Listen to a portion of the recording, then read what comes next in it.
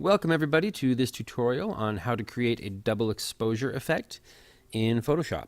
As you may remember, this is based on a technique that you could do just with a camera if you were shooting on film, but in the digital world we have Photoshop, and that gives us a little bit of creative control that we might have had a hard time getting otherwise. So we're going to be creating this image that you see in front of you, or something very like it, and let's dive over to Photoshop right now. All right, so there's our first picture, and that's me falling through the water on an image that was taken with a GoPro. And we're going to also use this picture of my hand that I just took today right here at the school and combine the two of these.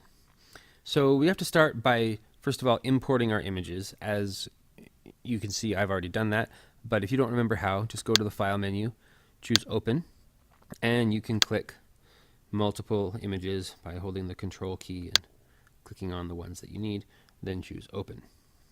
Okay, so I've already got mine here, and the next thing I have to do is decide which one to use as my base layer. Well, because I know that I'm going to be rotating this image, I'm going to go ahead and choose this one to be the place that I start.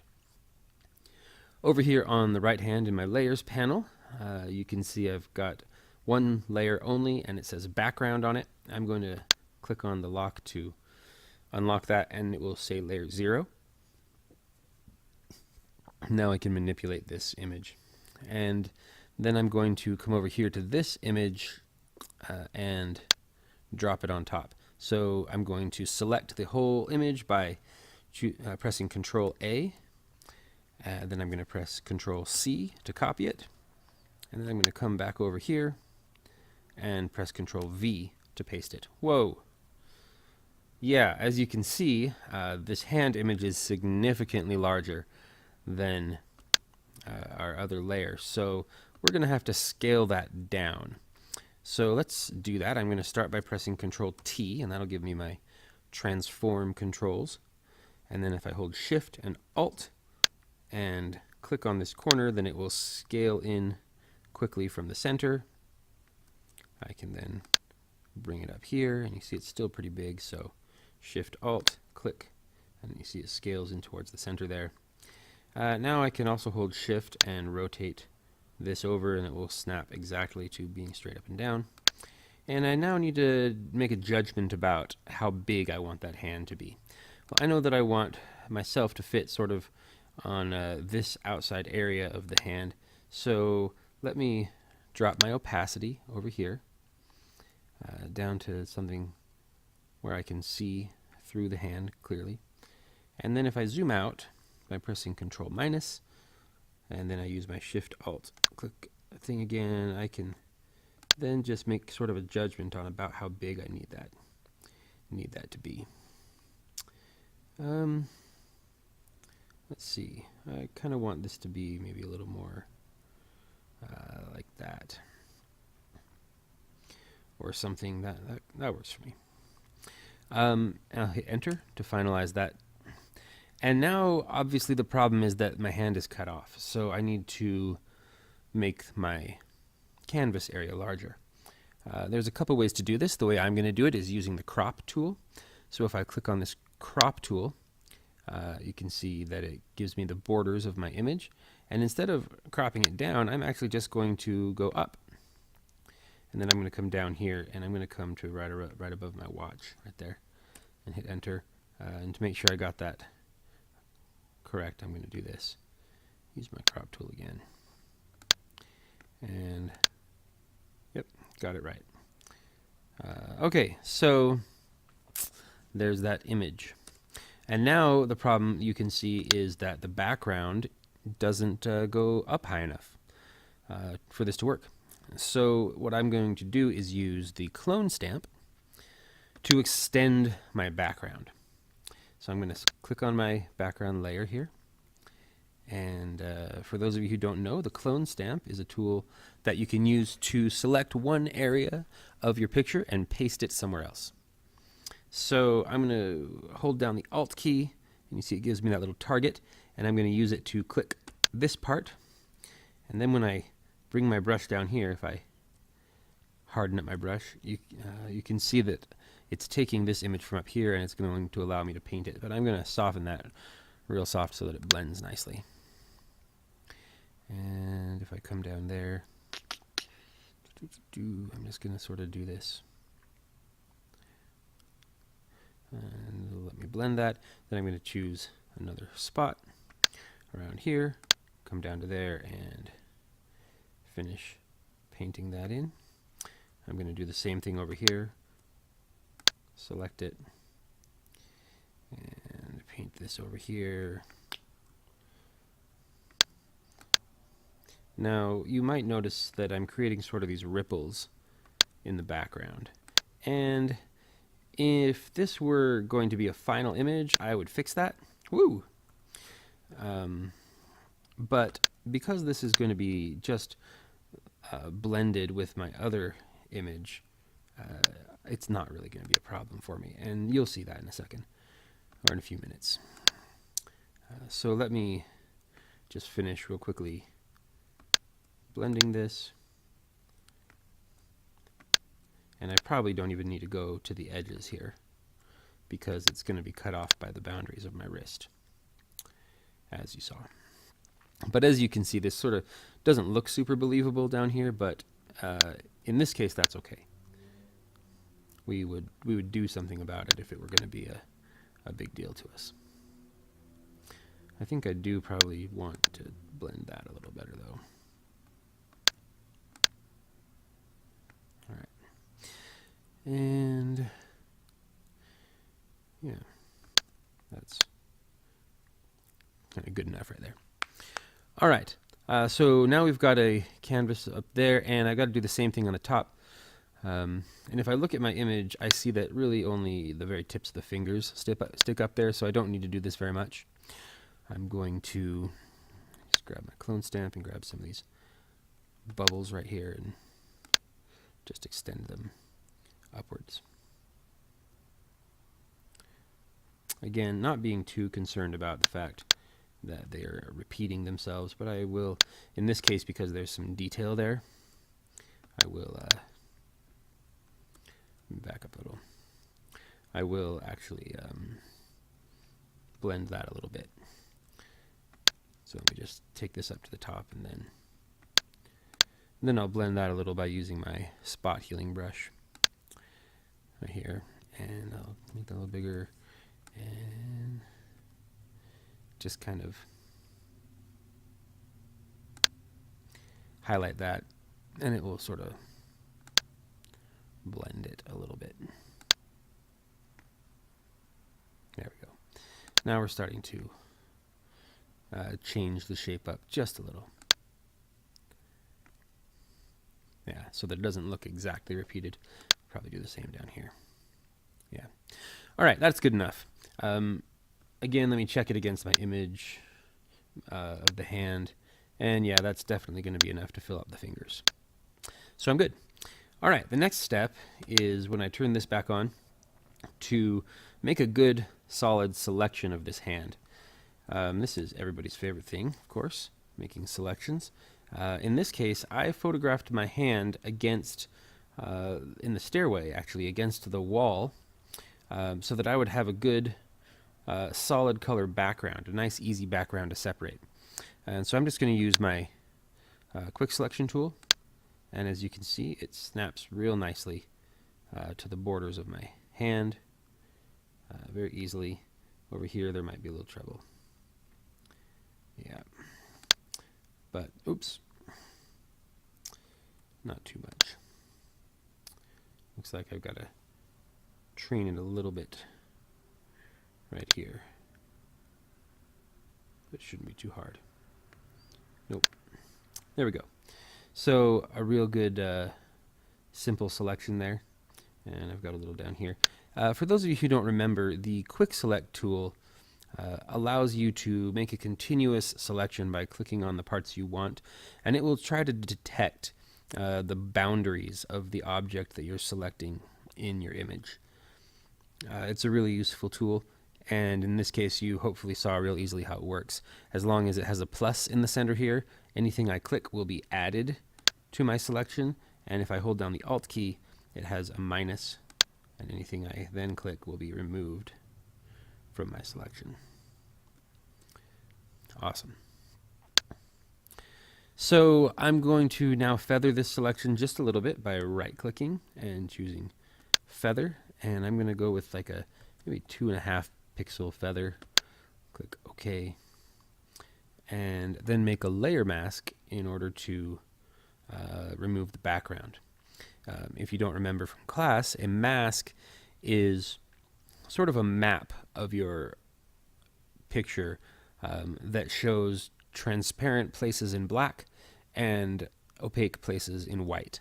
So if I have the shape of my hand all painted in white on my mask, then it will show through, it'll show up that part of my picture, and the parts that are not selected will be turned black. You'll see what I mean right now. Click this button down here, and you can see it's created this mask for me right here. And it's got a little bit of a fuzz to it, but hey, that's all right. The selection's a little bumpy down at the bottom there. So I'm going to just quickly switch this to a black brush, make it real small, and yeah, slightly soften it. And then, whoops, excuse me. I want this to be a brush, not a quick select brush. And I've got my hand mask selected. But my flow is only at 10%, so I'm going to turn that up. And now you'll see, yeah, that I'm just sort of smoothing out that edge. All right. Now, it's probably important to point out at this point that I chose this orientation for my hand on purpose because of the lighting involved. Okay, if you take a look at our original image, it's an underwater shot, and the light's coming from above and going downwards. Now, I rotated my hand so that the light was doing the same thing, coming from this direction and going downwards towards my hand, and that's going to go a long way towards helping it feel like it's all part of the same, or like it belongs together, like the two pictures belong together. You can, of course, do a double exposure with different lighting, and it's not as bad as if you were trying to make them look like they were part of the same picture, but it will help in this case to sell the effect I'm going for, to have the light going the same way. That's something you can think about when you're planning your shots. All right, so now I've got that, and I now need to cut out my back image in order to fit in the shape of my hand. So I'm going to do that by holding Control and clicking on the mask of my hand layer. And there I have it, and it's automatically created that selection. Now when I click back onto my background layer and click the Make or the Add Layer Mask button, it automatically cuts it out in the same shape as my hand, same mask that my other picture is using, which is awesome. And now I need to blend them together, so I'm going to use a blending mode. Blending modes, as you may remember from class, are just what they sound like. It's a way of blending two different images together, and some ways make it darker, like this. Whoops, excuse me, I got to do this to my top layer. Some ways make it darker, like this multiply one. Some ways make it lighter, like the screen one. Some ways are sort of a combination, like overlay. And as you can see, there's a number of different ways this can work. In my case, I'm looking for just whatever I think is the best. So if I look at soft light, that comes through okay. If I look at hard light, you see that's too strong on the hand. If I look at multiply, that's not bad. I kind of like that one actually, because it shows real well and seems to preserves sort of this dark color, but blends into the blue real nicely. So I think I'm going to go with multiply on this one. Which one you go with is totally up to you. I can also lessen that layer to make the effect lesser, but I don't want to in this case. Yeah.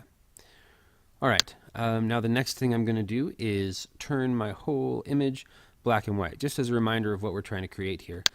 Here's the other composition that I did. And you can see that there's a number of things we haven't gotten to yet. So I'm going to, I'm going to turn my whole image black and white by selecting my top layer and then clicking on this new adjustment layer button and choosing black and white. And now I'm going to play with these colors a little bit to bring things out a touch. I'm going to turn the yellows up. Most of my skin tone is yellow here. And by doing that, it brightens the image and I get a little more contrast between the skin and my body down here, the skin of the hand. I can do even more with the red, but that starts to look pretty crazy and unnatural, so I'm not going to do too much there. There's a fair amount of blue in the tops, and as you can see, that can have a major impact, but I'm just going to sort of do it to the point where it brightens it a touch, and that's really all. So nothing dramatic on the blues. And then the next thing is to make another adjustment layer to create our background. So I'm going to click this and choose solid color. And it starts with this sort of taupe color, and so I'm just going to change that to sort of a gray. Click OK, and drag it to the bottom of my layers. And now I have this background for it to rest against. And that's just going to be a temporary background for me to use while I evaluate the rest of this.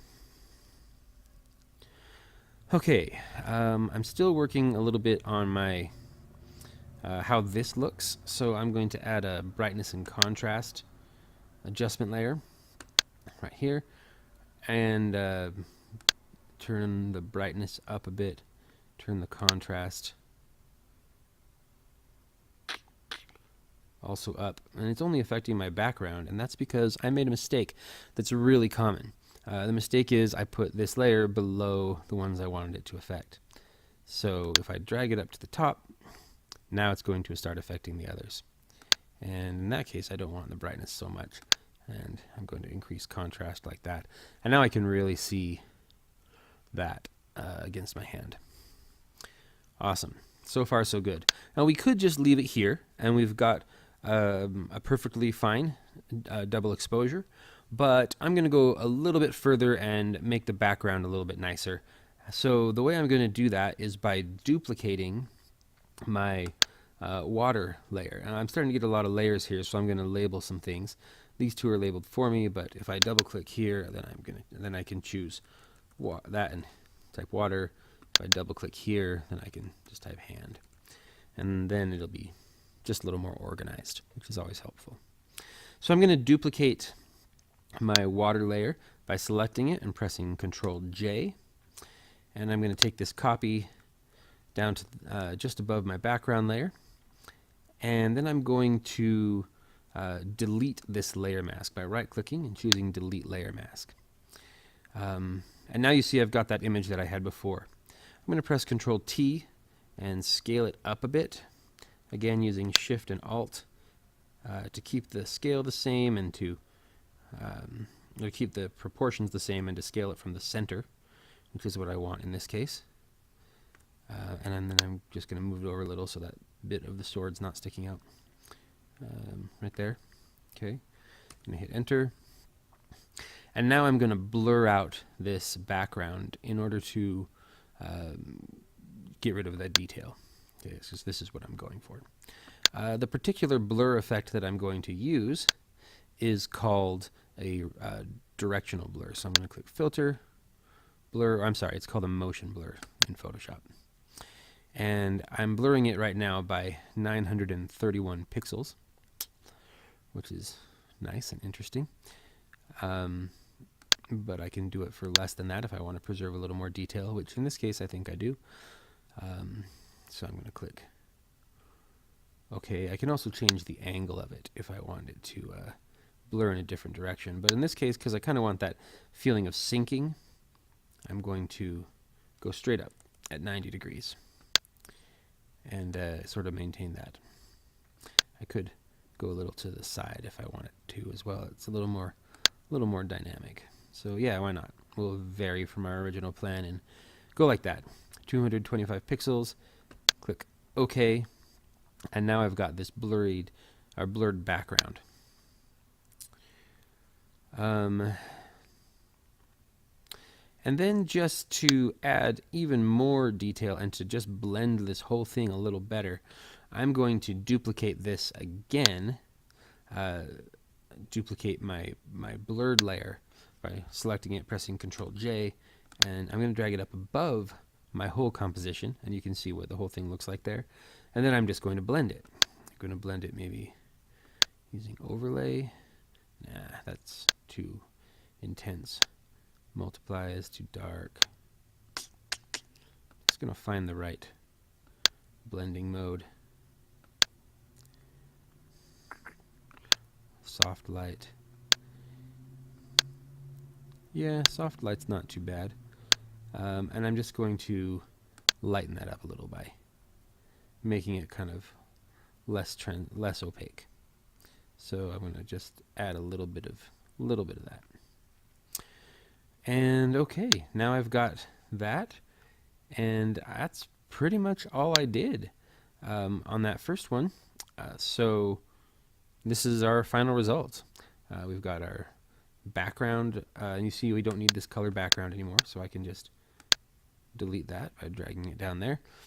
And you see I've got our, if we take this apart one layer at a time, you'll see kind of how we built it, right? Where we've got our background blurry layer, the water layer with detail, the hand on top of it, our blurred layer to blend it together, a black and white layer, and a brightness and contrast layer. And at this point I can even go back and tweak this a little because it's maybe even a little over bright. So I'm going to just turn that brightness down a touch, and even the contrast, so I can see these details a little better. All right, and there we have it, our double exposure tutorial. Hopefully you got something out of that and learned a little bit about some of the key concepts in Photoshop and started to develop an idea of how you're going to go about doing your double exposure project. As always, please feel free to ask questions or to review this tutorial as many times as you'd like. And good luck and have a good time. Let's create something